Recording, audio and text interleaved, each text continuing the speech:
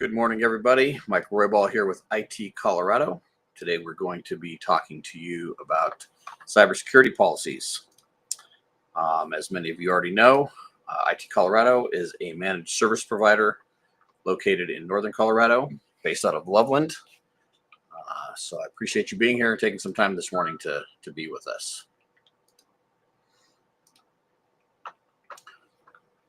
So let's start with the hard truth about cybersecurity policies. Most of these policies are written for legal protection and not necessarily for practical use. And they're also written to satisfy the insurance providers or any auditors that you might be dealing with, not necessarily the people on your team who are supposed to follow them. So that's why they're often packed with legal jargon or technical language that the average employee just doesn't understand. So they read out something like a contract and not really a real world guide. And then there's the length. Some of these policies that businesses hand out, they can be 30 or 40 page binders.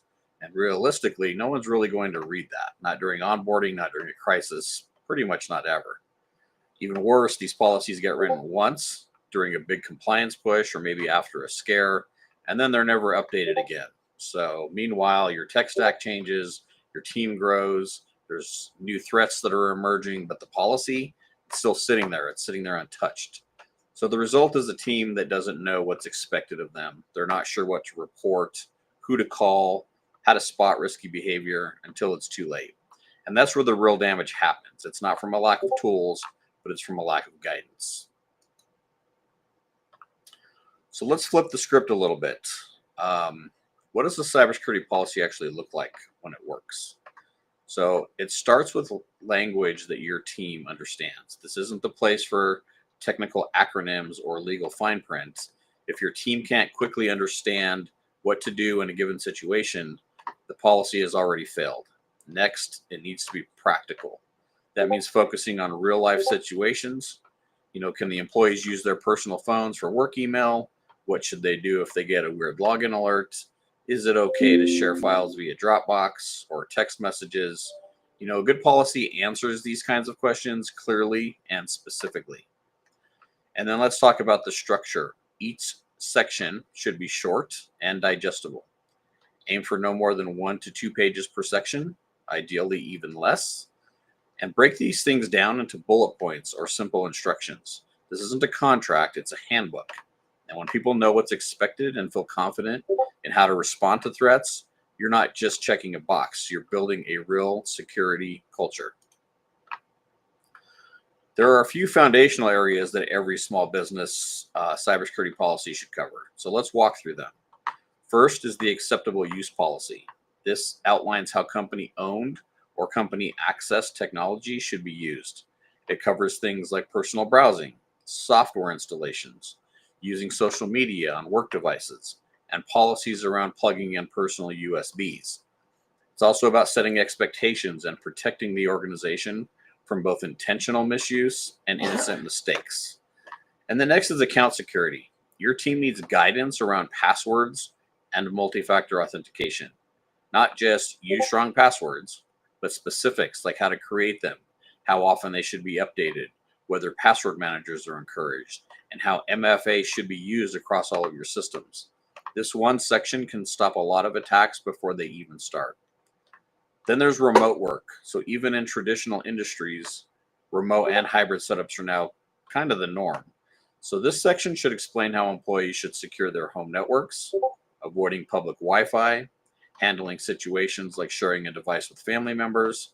It should also address whether personal devices are allowed for work and under what conditions. Data handling is another big one.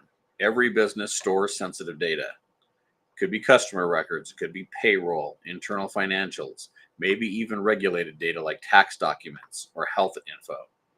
Your policy should explain where that data lives, who should have access to it, how it's shared, and how long it should be kept before it's archived or destroyed securely.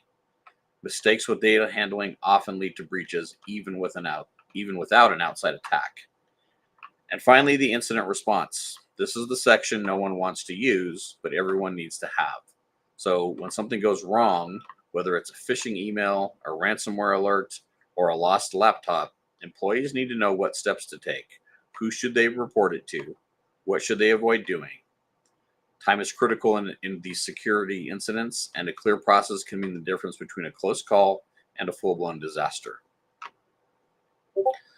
So now you got some of the right pieces in place. The next question is, how do you make sure people actually see the policy and take it seriously? And this is where most companies drop the ball. They create the document, they share it once during onboarding, maybe have people sign it, and then they forget about it. Instead, it should be part of your internal culture. That could mean holding a quick training session where you walk the team through the highlights. It could mean recording a short video that explains it in plain terms, or maybe creating a quick reference version like a one-page cheat sheet or an FAQ. And don't hide it. Your team should always know where the latest version lives, whether it's in your HR platform, on a shared drive, an internal wiki. Accessibility is key. And a policy only works if it's understood, accepted, and reinforced. So once your policy is in place, don't treat it like a set it and forget it task.